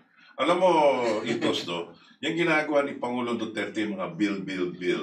Yan ay talagang infrastructure na kailangan. Matagal na dapat napatupad yan. Kaya lang inupuan ng mga nakaraang Pangulo, pero ngayon inahabol na lang Pero kung saan sila babagsak, lalo na yung mga pagdikit ng SLEC, ganoon din sa Mindanao, maraming mga likas yaman ang pwedeng gumalaw at magkaroon ng kanya-kanyang kalakalan. Katulad rin sa Niyog, no? Kung lahat itong mga, kung saan dadaan itong kalsada ay may mga nyugan at magkaroon ng palawakin itong negosyo ng coconut industry, yung coconut oil, yung desiccated coconut, yung mga end products, hanggang sa katapusan, mula sa pagtatanim, sa pag-aani, sa pagpoproseso, hanggang sa kanilang mahuling produkto, sa sarili natin bansa, lalaganap na tayo, lalago na tayo. Bakit pa bebenta natin? Atin atin na yun. Tapos yung sobra, sa kanin natin export. Diba? Kaya doon pa lang, buhay na tayo, hindi na tayo maasa sa ibang bansa. And against, despite yung sinasabi ng mga napakatalinong ekonomista na tatlo yung degree. Okay? Si Chua. Lahat yan, pati yung UP School of Economics, LaSalle, Ateneo, lahat na yan na may degree na ipapakita sa mukha mo. They do not understand what economics is. They do not understand patrimony. Yung patrimony, ibig sabihin niya, yung inang bayan mo. Yes. Yung inang bayan mo, pinoprotektahan mo yung yaman ng inang bayan. Saka yung economy. Meaning, yung full employment is possible. It's not impossible. It's not a current situation that they will always be unemployed. Hindi. Kasi pag ang bansa mo, you have this economic policy, this blueprint. Build. We have rail, we have electricity. We will need more people to be employed. Correct. Diba? More and more and generations to come. Yes. And then, tuloy-tuloy pa rin natin dyan, yung nuclear power capability natin, lalo pang lalago. Dapat talagang tuunan na pansin ng Department of Energy na yan ay magtatag na mura, kuryente, at talagang sagana. At hindi ka mapuputulan. At aasa lagi sa mga nating kinukuha, binibili nating mga langis galing sa ibang bansa. Kasi nga, yung nuclear power, paulit-ulit na lang siya Hindi ka nakakuha lagi ng mga imported goods Ganoon lang yan Kaya nga huwag na tayo magtakot sa mga nuclear radiation, ganyan. Mismo mga Bataan nuclear plant, dinaanan din ang Pinatubo, dumaan ang Lindol sa Luzon. Nagkaroon ba ng crack? May isang crack, wala nga dyan sa Bataan nuclear. May nag-inaugurate ng bagong nuclear power plant sa Africa. Talaga? Recently, last week, yes. And then, in Middle East also, Saudi Arabia. First. So, Middle East, Okay. Because that doesn't need too much oil. Tsaka 70 years yan bago mapalitan ng fuel. Yun. So, di wala na tayo dito. Hindi na Maandar pa yan. Kaya nga, malinaw po na ang mga mga ilang pinuno ng ating bansa ay talagang pinipili tayong pabagalin yung ikot ng ating ekonomiya para lang sa interes ng mga ilang mga tao tulad ng mga oligarko. Kaya panahon na ng ating presidente sa kanyang natitirang 2 taon na paki-review po itong mga nakalagay sa konstitusyon. Ang presidente natin, abogado din yan. At naniniwala ako, hindi naman yan tanga. Hindi yan magiging presidente. Kaya nga doon sa mga nakikinig sa ating programa nito, na nabubuo itong talakayan natin. Pwede, Mr. President, paki-bypass mo na lang yung mga nakapalibot sa iyo dyan. Ikaw na mismo, i-ano mo yung sarili mo. Alam ko naman, biyasa ka sa konstitusyon. Pag nireview mo yan, kita mo na yan agad. Isang presidential decree lang yan. Isang executive order lang yan. Tapos na yan. Hindi naman natin asahan sa Pangulo Presidente. Yung mga makikinig sa programa nito, siguro meron yung mga abogado, siguro meron dyan mga ekonomista. Kayo mismo, suriin nyo na, pag-aralan nyo na to. At i-volunteer nyo, huwag kayo matakot. Ilagay nyo kagad yung mga naiisip nyo. Kahit sa Facebook. Sa Facebook. Ipahayag nyo na. Article 12. Saka yung mga kandidato nyo, yung mga sinasabi nyong kandidato na gusto magpresidente, pakituruan na magbasa nitong nasa saligang batas. Pakinggan muna natin kung ano yung plataforma ng hindi yung puro papogi lang. Yun na nga. Wala silang plataforma. Kung hindi plataforma, porba. Papogi-pogi. Pero pag wala silang laman, huwag na natin silang isipin. Actually, kung si pambansang kamao, si Pacquiao, basahin mo ng Article 12. Maintindihan niya yan. Kailangan. Maintindihan niya yan. Oo, maintindihan niya yan. Napakasimple. Ito lang, baka tumitingin tayo masyado sa mga sikat, sa mga may pangalan. Baka, hindi natin alam, baka may mga ordinaryong Pilipino dyan na wala nang masyadong degree, pero may puso talagang para sa bayan. Baka masyado tayo nakatingin sa mga sikat na pangalan .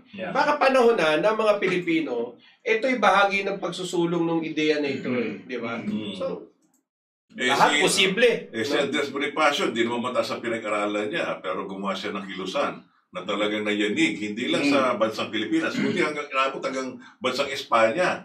Pero hindi nga siya kinilala dahil wala nga siyang pangalan. Pero yung kanyang kilusan, yun rin nayanig hanggang sa Espanya. Kaya nga, hinuli na nga lang ito na lang si Jose Rizal, ang mismong manunulat ng gumawa nito na sumiklat itong revolusyon. Pati nga si Bonifacio, pinatira ng mga ilustrado. Yun ang pisa ng mga... Saka yung mga ideya ni Apolinario Mabini, isipin mo, pambansang paralitiko, nakaupo Nakilang paralitiko. Di ba? Nagsusulat lang. Pero yung mga ideya niya, hanggang ngayon, pag binalikan mo, ay buhay na buhay. Tsaka nga, that's why, the ideas, pero pinakalat nila yan sa lahat, di ba? O tulad ni LaRouche, kahit na si LaRouche na wala na sa mundong ito, pero yung ideya niya, hindi naman namamatay. That's why, hindi ka talaga mamamatay dahil ang idea, our ideas, we hope, kanya po nandito tayo, it's to be able to share ideas with all of you. And the ideas that may have come from here, and even in these discussions, will not die. We will long be dead, and we think there will be still some other people that are pushing identical ideas because they heard it from somewhere. Yan po ang maganda sa ating mga sangkatauhan in humanity. This is what's nice. That's why we say man is immortal. Kasi nga hindi nawawala yung idea. Hanggang ngayon, 100 taon na pong patay si Apolinario Mabini at pinag-uusapan pa rin natin siya at ang kanyang mga ideas. Yan ang napaka-importante. Gusto ko lang balikan itong sinasabi natin sa... Kasi nga, meron mga taong nagtutulak ng mga kandidato, ganito. Alam niyo po, kayo po, mag-isip kayo, bago kayo magtulak kung sino po ang magiging liderato ng bansang ito. Tingnan niyo po yung kanyang ideya. Huwag po kayong papadala dito sa mga mainstream media. Buti na lang, wala na yung ABS-CBN, Pero wag po kayong papadala dito sa mga mainstream media na ang kanilang ang mga bata nila, ang siyang pinopromote nila. At yun ang gusto nilang mananalo. Dahil pag nanalo yung mga yan, kontrolado ngayon nila ang bansa sa pamamagitan ng mga nakaupong politiko dyan. Ano ba ang nagiging criteria ngayon itong mga naghahanap kuno ng mga political leaders natin, presidential, senatorial? Ano ang criteria? Number 1, name recall. Popular. Anong idea? Hindi ba yun yung idea? Name recall. Kanya po nandyan tayo, isang katutak na artistang nandyan . Hindi dahil merong idea yan. Hindi dahil meron silang programa na magpapahusay ng buhay ng tao. Kasi lang name recall. Ang ibig sabihin nun, name recall lang ang ating basihan dahil sa kanilang paningin, tanga ang mga mamamayang Pilipino. We are stupid. So the only thing we will write is the name that we can remember in our votes. That is what they're saying we're stupid. That's why what is important is get out of that level of ignorance. Look into what is being shared with you. A little effort lang po. Article 12 ng ating saligang batas, yun lang, hindi po mahabang basahin yan. At makikita nyo po, napakalakas na ninyo. Because ang knowledge never leaves you. Once nalaman mo at na-internalize mo ang mga ideya na nabasa mo, once it is there, no one can take it away from you.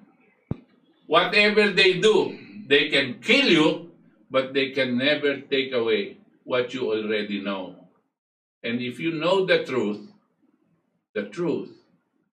no one can take that away from you.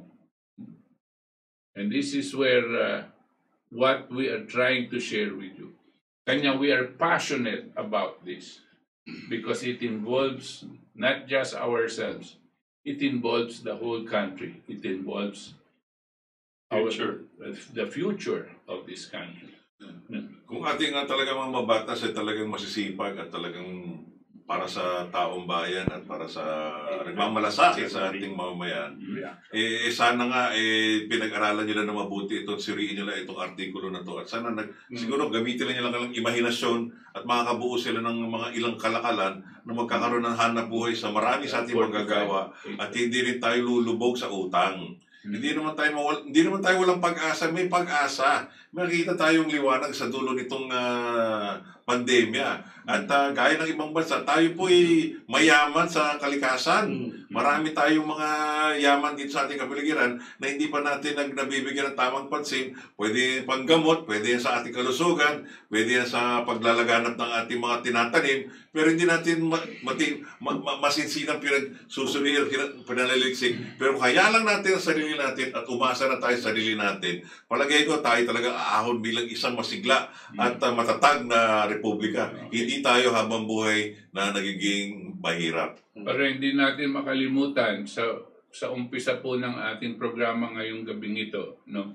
Ang sinasabi natin, meron pong mga taong nagpupush ng revolutionary government at meron din po kami sa KDP ang tinutulak natin, the Declaration of a State of Emergency. Yan pong yan ay magkaiba. Ang revolutionary government po ay ibabasura ang ating saligang batas. Gumawa siya ng revolutionary government, gusto sabihin walang saligang batas. Ang KDP po, ang sinasabi natin, nasa saligang batas ang sagot. Sandata.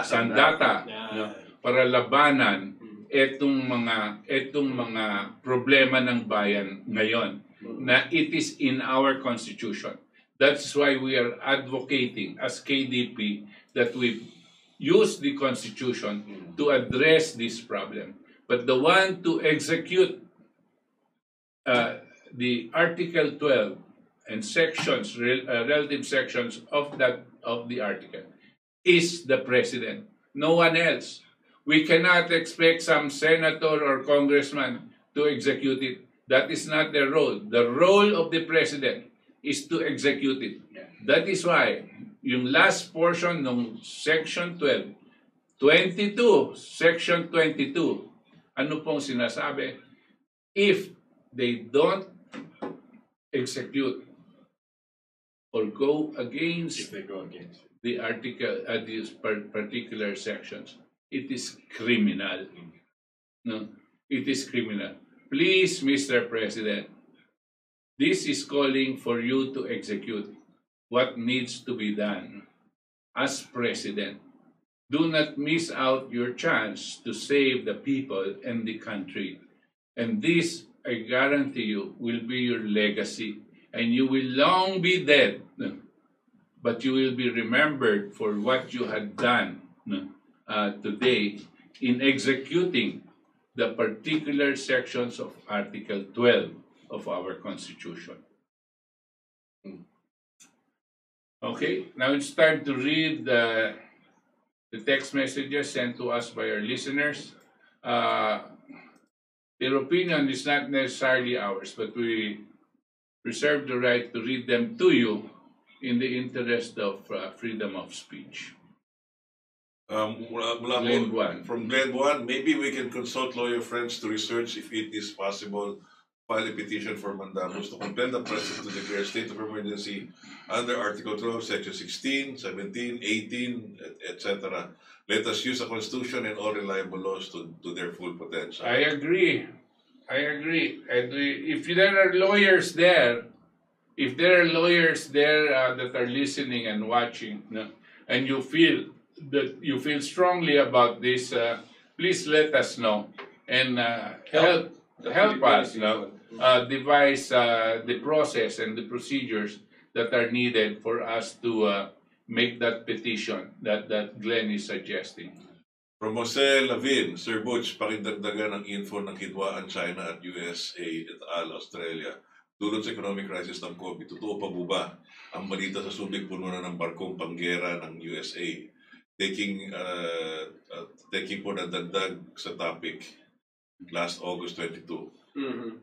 Well, lahat po kami dito alam namin na ngayon ang tensyon sa China Sea, sa West Philippine Sea, ay nag-escalate. Pataas ng pataas po ang tensyon at nagigirian na po ang naval force ng Amerikano kasama mga Australiano tsaka itong bansang China. Ang nababalitaan po namin na itong mga eroplano ng Amerikano na galing sa kanilang mga subik aircraft carriers ay pumapasok na po sa teritoryo ng China. At pag pumasok pa po yan, siyempre lalabas ulit pero papasok na naman, no? At palagi pong pinapaalis sila ng China at wina-warning na huwag silang magpapatuloy kasi papaputukan sila at ititirahin sila ng mga defense installations ng China. But tuloy pa po ang kanilang provocation. Last week, naglabas po ng importanteng anunsyo at declaration at utos etong si President Xi Jinping ng China. Inuutos niya sa lahat ng mga miyembro ng sandatahan niya dito sa China, huwag silang magpapaputok na una. Do not fire the first shot, sabi niya. Bakit po ganyan? Pumasok na nga sila no? Bakit po do not fire the first shot? Kasi po, it's a provocation flight. Yan ang gusto daw nitong sila sandatahan ng Amerikano, no? Yan daw ang gusto para pag pinaputukan sila, no? Itutuloy na nila yung gera. No? Kanya ang sabi ng China, huwag kayong mangunguna. So, yan po ang sitwasyon ngayon. Dinuduro nila. No? From Emily Figueroa, Poblete Agawa, Papa, anong hindi mamamatay at tao sa gutom? Kasi nandiyan yung mga magnanakaw. Si Riza Trillion, lahat ng mga dilawan sa gobyerno na magnanakaw yan muna dapat ay linisin para maipatupad ninyo ang gusto po ninyo kay Sir Butch Valdes. Linisin muna mga basura ng gobyerno, sir. Kaya nga naghihirap ang taong bayan dahil sa mga hayop ng mga nagnanakaw sa gobyerno natin. Henry Pangilinan, magandang gabi po sa inyo lahat at maraming salamat sa mga impormasyon sa inyong nilalahad. Patumayan po kayo ng ating mailikha. Jose Lavin, good evening Sir Butch, RJ, Titos, Toti Mawaya, KDP. Thank you. From Doris Valles, feeling ko oligarko ang nagpapatakbo ng gobyerno natin. Kaya ganito tayo, kontrolado nila ang move ng bansa natin. Wala rin magawa si PRD kasi parang baliwala lang ang sinasabi nila sa mga dapat gawin. Lagi na ang sinasabi, na pag-aralan pa ano pa ba yan. Kaya nga ibigay na nga niya sa taong bayan. Kay Imelda Raquedan Biabe, bakit kaya hindi kayo at tumakbo pa noon ng maging senador, congressman, or vice president? Di sana gumanda ang Pilipinas at hindi yan mga walang silbing mga nandyan na ang tagal na ng mga nagpupolitikang walang silbing. Alam mo, Imelda, kami po'y tumakbo nung nakaraang halalan 2019. Pero alam namin na wala kami pagpananalo kasi habang nandyan ang Smartmatic na pinapatutulutan ng COMELEC, kahit anong galing namin dito, di kami pananalunin na mga oligarko kasi sila nagbabayad. Binabayaran nila ang mga COMELEC Smartmatic. Kay Manuel Jr. Sales, pwede po kayang magamit ang RA 6735. Oo naman. O ang batas sa People's Initiative and Referendum at tablan itong mga ng batas sa Local Development Council upang itulak ang constitutional na hakbanging kagyat ng ambag na tugon sa rumaraggasang pambansang kagipitan. Tama po yan, Manuel. No? Kaya Doris Valdes, totoo ka po, Sir Butch, maraming namamatay sa gutom. Hindi sa COVID plus ang suicidal kasi nga nawala na ng work. Kaya dapat pag-isipan ng gobyerno kung paano makabalik sa unti-unti sa work ang mga tao. Ito na nga, nakalagay na section 18, pwede sila magtaguyod ng panibagong negosyo. No? From Emily Figueroa, Tito Toti, sana po lahat ng mga gusto niya natin mangyari. Nasagutan natin Presidente, pero dapat po linisin muna ang mga magnanakaw sa PhilHealth. Bayaan ang lahat ng sangkot sa PhilHealth. Bitayin lahat ng mga nasangkot sa PhilHealth. Comrade Voigt Perabras, magandang gabi, Katipunan, no to RevGov, yes to take over the Manila at Maynilad waters. Ito ang dapat unahin ni Duterte. From Subic, Valdes, watching you always. Thank you, Roy Voigt. From Elvina Gahisa, hello po, watching from Molino, Bacoor City. From Freddy Orendina, mass drive oxygen intake stressing our body by carbon dioxide inhalation, resulting to weak immune systems that fight against bacteria and viruses. This is a problem or persons with of TB. Kaya kami nga dito, hindi nga kami nakamask eh. Hindi naman kami hindi naman sumasak. Kumukontra. Meron naman tayo. Meron kaming mga yung UV lights dito, kaya disinfected po yung kwarto sa kayong lugar. Kay Vic Paraiso, magandang gabi po, Sir Butch, Sir Ito sa ating Katipunan. From SM Zikla, good evening po sa inyo lahat. John, God bless. From Ana Centenera, the store, either mga dilawan yan dahil against sa kanila ang sinasabi ninyong lalo na mga oligarko o kaya mga tangang diehard na mali ang pagkakaintindi. Tama ka dyan, Ana. From Isay Ariel, good evening mga sir. It's good to see you guys complete in Sunday's podcast ang ating Katipunan. I think it's still high time the President declare a state of emergency or else our economy will collapse. From Glenn Buwan, ipaalala rin natin ang ginawa ni FDR sa US noong depression. Yan nga sinasabi ni Itos kanina. He is the one that actually brought it up. Okay. From Randy Artiaga Santisas, watching from Manila.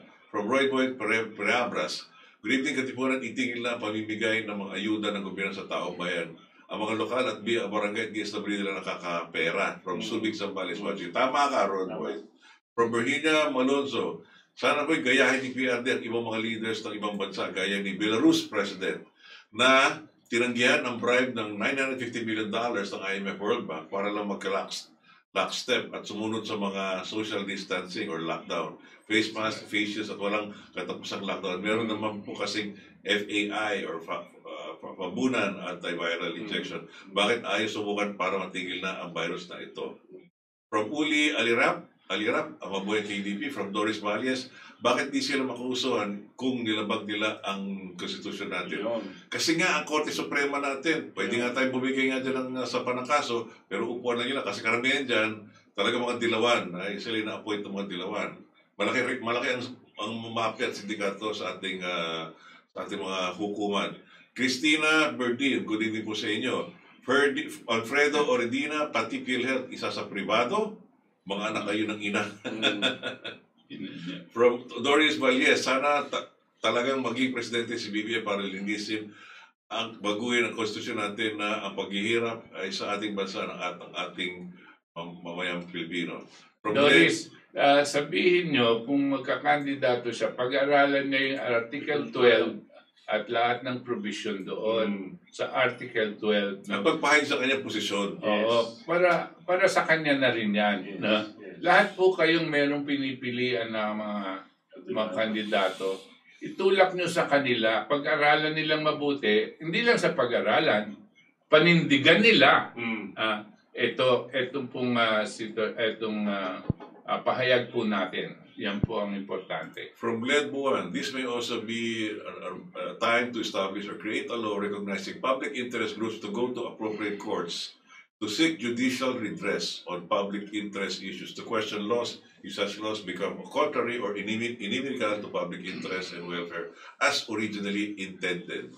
Okay. From Abraham Mamuad, we are helpless because mga government officials ay sarili lang nilang inaatupag kahit na nag-iingay tayo, sarado naman yata ang tenga ni Presidente Digong. From Emilio Figueroa Poblete, ang sigawa, Tito Toti, isulong po ninyong maging Presidente si Bongbong Marcos para matapos na po ang paghihirap ng Pilipinas. Si Bongbong Marcos lang ang totoong gamot sa kahirapan ng Pilipinas. Madami po kayo hinaharap pero isa lang ang sagot. Marcos ulit ang ilagay natin, Presidente. Okay, kay Doris Valdes, bakit na lang di alisin si Guevara kung wala namang ginagawang aksyon? Baka may niluluto naman ng bagong transaksyon. Hindi pa tapos yung luto. Hindi pa tapos na luto. Kay Lisa Oabel Venturina, I am praying po na malagay kayo sa cabinet secretary ni PRD. From Danny Torres, watching from Batangas po, good evening. From Malval, nice mga idol. From Glen 1, public interest groups like KDP should be legally recognized as such to have a legal personality to act as such, provided a venue such as regular courts and quasi-judicial bodies, and most of all, as potent group against political party interests. I believe this is important since any law enacted, even if it becomes contrary or detrimental to public interest, should have a proper venue in the courts or Supreme Court to have such law be declared unconstitutional or not in the interest of public interest and welfare. From Virginia, for Virgin Rosales Ariola, good evening sa inyo lahat. Avid fan ninyo ako. From Doris Valles, utang para mahirapan tayong mga Pilipino, magbayad yung iba, nananakawin naman nila ang pera. From Palaruan, Dennis, good evening. From Erlinda Esmabe Garcia, super. From Eric Bautista, mabuhay po kayo mga Katipuneros and God bless. From Doris Valles, ayaw nila ng death penalty kasi maraming magnanakaw na nasa gobyerno ang mamamatay.